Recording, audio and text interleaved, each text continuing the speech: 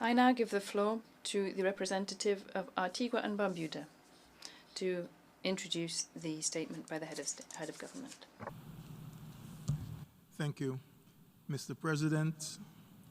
It is my honor and a distinct privilege to introduce a pre-recorded version of the National Statement of Antigua and Barbuda to be presented by the Right Honorable Prime Minister, Minister of Finance, Minister of Corporate Governance, the Right Honorable Gaston Alphonso Browne, Prime Minister. I thank you.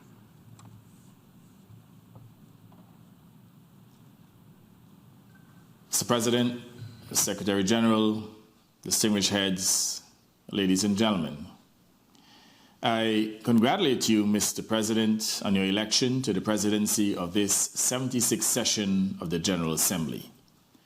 Antigua and Barbuda assures you of our fullest cooperation as you steer our collective work in what will be a challenging year. Mr. President, I agree wholeheartedly with Secretary General Antonio Guterres that the international community is failing to deliver policies to support peace, global health, the viability of our planet, and other pressing needs. I also agree with him that the lack of a global response and a vaccination program to end the COVID-19 pandemic is a clear and tragic example of such failure. If developed countries had acted in a manner that allowed for the proper access to vaccines and medical supplies at the onset of the pandemic, globally, we would all be in a better place. Developing countries were not seeking handouts. Many of our countries paid into a global system that promised early access to vaccines. But it could not deliver because the majority of the vaccines from the major pharmaceutical companies had been bought or contracted and hoarded by a few wealthy nations, leaving the rest of the world bereft of the means to save their people. This selfish nationalism forced most nations to rely on vaccine charity, which in itself has not solved the problem of large numbers of people remaining unvaccinated throughout the world. No country wanted charity. No country wanted to beg for vaccines that should be a global good accessible to all. We were ready to pay, but the vaccines were hoarded, and the pharmaceutical companies demanded prices beyond the capacity of countries whose economies were already decimated by the economic effects of the pandemic. Mr. President, the world should not witness such a spectacle again. What is significant about the COVID-19 pandemic is that years of warnings of an inevitable pandemic threat were not addressed, and there was inadequate funding and stress testing for preparedness. The nations that must bear the burden of responsibility for this lack of preparedness must be those who control the world's health systems and who did nothing to put in place the resources necessary to at least alleviate the effects of the pandemic when it came. What was also troubling was the absence of coordinated global leadership. Instead of cooperation, the world witnessed finger-pointing and conspiracy theories about where the novel coronavirus originated and who was responsible. Resulting global tension undermined multilateral institutions and cooperative action.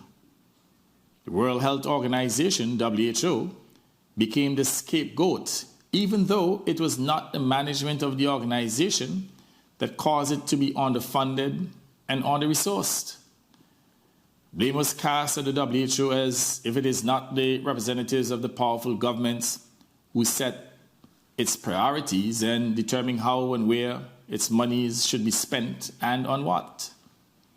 Developing countries, and especially small states, Mr. President, have to be absolved from the responsibility for the lack of response because they neither control the decision-making bodies nor do they have the power to allocate funding. Often, the cries of small countries are either ignored or discarded, even on the few occasions when we actually get a seat at the table. There was no dedicated fund of the size necessary to supply medical equipment and to ensure vaccines would be available to all. International financing, when it came, was too little and too late. Nothing has changed since then. International financing to stop COVID and to deal with its impact both on health and economies is still too little. COVID-19 is still infecting people all over the world every minute of the day. People are still dying every minute of the day. Economies are still being ruined every minute of the day. And the prospect of recovery recedes every minute of the day. Mr. President, US President Biden is to be congratulated for convening this week a global summit on COVID-19. He has shown great leadership, and we are grateful that the United States has committed an additional $250 million in the first instance to establish a pandemic fund at the World Bank to proactively address future biological threats and pandemics. But more is needed, and a more organized global machinery is needed under the auspices of the UN organization. In my own participation in President Biden's summit on COVID, I made it clear that the pandemic has wrecked economies in small island states, including CARICOM countries. In some states, more than 20% of gross domestic product has been lost. Unemployment has risen, poverty has expanded, and demands on the state have multiplied even as revenues have declined steeply. I told the Biden summit that for our small countries, recovering from the economic effects of COVID-19 will be protracted because hard-won economic progress has been greatly reversed. Therefore, building back will be longer and harder for small island states than it will be in larger economies with greater resources. Thousands of our people have been infected and thousands have died, many who had not yet begun to enjoy life and others who had much to offer. I emphatically stated that the disease must be stopped. It must be stopped. Mr. President, we must stop behaving as if the pandemic has ended. It has not. I quote Secretary General Guterres again, because he is perfectly right when he said, and I quote, "The longer the virus circulates among the billions of unvaccinated people, the higher risk that it will develop into more dangerous variants that could rip through vaccinated and unvaccinated populations alike with a far higher fatality rate," end of quote. A high rate of inoculations by rich countries with both the vaccines and the money must not be regarded as a great success. Not even for those countries, because today there is no greater truth than the mantra that no country is safe until all countries are safe. Antigua and Barbuda is committed to a global drive to inoculate 70% of the world's population by September 2022. My government has taken the action to make inoculations against COVID-19 mandatory for all public sector workers to protect lives of all Antiguans and Barbudans and certainly all visitors to our shores. We're determined to overcome the baselessly flawed arguments of those who promote resistance to vaccines, despite the fact that, sadly, the number of COVID-19 victims are rising daily. We will educate and inform our people at home, but, Mr. President, we continue to raise our voice internationally for the equitable distribution of vaccines at affordable prices and for reduction in the pricing of COVID-19 testing. Vaccines are a global good. They should not be a commodity for profit at the expense of human life. We also are committed to work for better global planning and preparation for any future pandemic. But while we will play our part utilizing our scarce resources, we will continue to argue for the provision of resources to poor and vulnerable countries. We didn't start the pandemic, and no virus has ever originated in the Caribbean countries or been spread from it. We have been and are victims of others who must recognize their responsibilities and act on them. In this connection, my government is extremely disturbed about incidents in which some countries have not recognized vaccines administered in Caribbean countries and have forced fully vaccinated travelers into quarantine. Governments cannot urge people to get inoculated on the basis that the best vaccine is the available vaccine, and yet discriminate against vaccines that were not manufactured directly in North America and Europe. This would not only be a form of vaccine apartheid, it would defeat the objective of inoculating 70% of the world's people by this time next year. This discrimination must cease now before it becomes a norm by some developed countries. It is wrong, unjust, and patently unfair. Mr. President, my government will cooperate with all governments to protect our world, giving our young people the chance to live a safe, secure, and enjoyable life. But stopping the COVID-19 pandemic still is a global responsibility, and the burden of sharing its costs must be borne equitably. Antigua and Barbuda warns now that the international system has to prepare for future pandemics, which are surely coming, particularly as action on climate change has also been a failure. The impact of climate change will undoubtedly bring new vector-borne diseases and viruses that jump from animal to man. The World Health Organization, the IMF, the World Bank, and this very United Nations organization must start gearing up to prepare for the pandemics of the future. The UN Security Council should be treating pandemics as major security risks to the world, and it should act accordingly to use the full powers of the Council to meet these global threats. Never again, Mr. President, should the world be caught unprepared to manage and end a pandemic swiftly. Never again should millions of people be killed by a disease that could have been stopped earlier. And never again should there be such a selfish display of nationalism as we witness in response to a global threat. The same argument applies to climate change. Mr. President, Antigua and Barbuda hopes that COP26 in Glasgow at the end of October will be an inflection point at which all nations will commit themselves to saving the planet. There is no planet B. The consequences of climate change will be catastrophic. For some small island states, it already is. Recent research published by the Royal Institute of International Affairs reveals a dire situation for the world unless action is taken now by the world's greatest polluters to significantly reduce their CO2 emissions. I now highlight some of the findings of that report. By 2040, almost 700 million people each year will likely be exposed to prolonged severe droughts of at least 6 months' duration. Many millions will die. Experts are concerned that climate change is likely to increase the prevalence of emerging infectious diseases and vector-borne diseases. They argue that climate change disrupts ecosystems and increases the risk of diseases jumping to new hosts. Scientists have been warning for many years of the probability of pandemics increasing as a result of climate change. In 2008, a study published in the journal Nature found that over the previous decade, nearly 1/3 of emerging infectious diseases were vector-borne, with the jumps to humans corresponding to changes in the climate. For instance, insects such as infection-bearing mosquitoes followed changing geographic temperature patterns.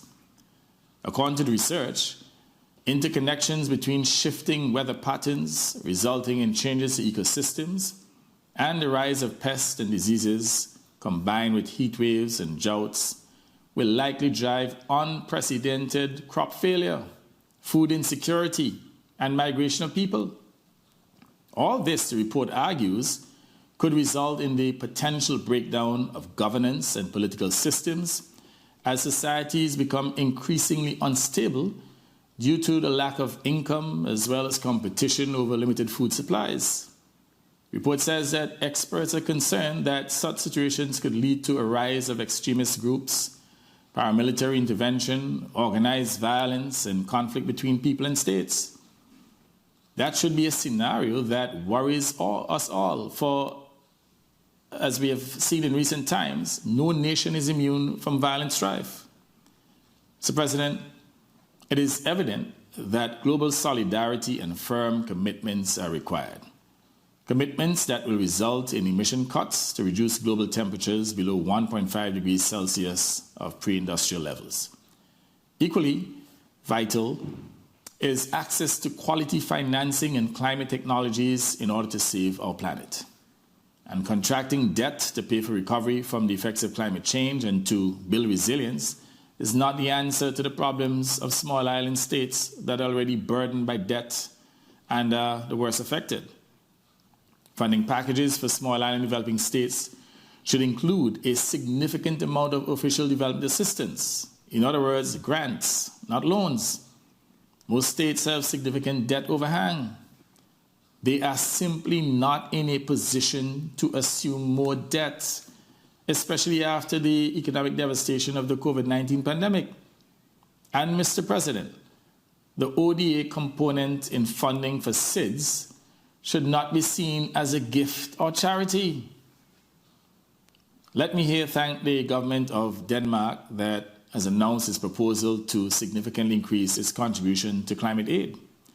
The Danish government wrote to me a few days ago to say that it has earmarked 60% of its annual grant for adaptation and resilience initiatives, especially in the most vulnerable countries. Note that Denmark is given a grant, not a loan. Mr. President, the news that Denmark will contribute more than 1% of the global collective target for climate financing is welcome with deep appreciation. It is my hope that Denmark's action will help to galvanize others to contribute their fair share to the collective efforts required to address climate change at COP26. Mr. President, industrialized countries have an obligation to assist the states most affected by climate change because they created a problem in the first instance. Climate ODA should be seen as a form of climate reparations to compensate for past climate damage. In addition to official development assistance, debt swaps and debt cancellations, climate-related debts would help small states to build financial capacity to accelerate the transition into renewable technologies. No new or significant sums of monies would be needed to achieve these debt cancellations. There would be mere book entries that will bring significant relief and sustainability to SIDS, while at the same time not creating any significant financial pressures for the industrialized countries. This is a non-confrontational form of climate justice. The alternative is that affected states may be forced to take legal action in the international courts to seek compensation for provable damage. Such a course is not one that small states would take with alacrity, but some of us may have to do so from necessity. If nothing is done by the major polluting countries, both to cease their destructive actions and to help to repair the damage that they are causing, we may be left no other choice. That is not our preference. We want global solidarity in the face of global adversity. Mr. President, there is an obvious need for a realignment of the international financial architecture to accelerate the global transition into renewables in order to achieve a carbon-neutral world within the next 2 decades. Let me point out one serious anomaly. While developed countries in North America and Europe are urging small island states and other vulnerable states to transition to alternative energy, they are providing $1.6 trillion annually to subsidize fossil fuel businesses. By contrast, the sum being made available to developing countries is a mere $2 billion a year. If developed countries simply shifted their spending from providing subsidies to fossil fuel businesses to help developing countries to cope with the impact of climate change, not only would they not have to spend one additional cent, they would also create greater opportunities for renewable energy in their own countries. The world will also be less polluted and climate change would retreat. Mr. President, I want to remind everyone that investments in nuclear armaments and other weapons cannot sustain the planet. But investment to combat climate change will certainly save our Earth, our single homeland, and our human civilization. That is why we should all work diligently at COP26 in Glasgow to strengthen everyone's commitment to 1.5 degrees Celsius for us all to stay alive. Mr. President, I have concentrated my statement at this year's Assembly on the COVID-19 pandemic and climate change because they are the two overarching issues that confront mankind. Dealing with them successfully is what will give future generations a chance to live in peace, prosperity, and safety. Those generations are our children and grandchildren. So what future do we want for them? Should we not act to give them the glorious future we want for them and that they deserve? We certainly should. I thank you, Mr. President.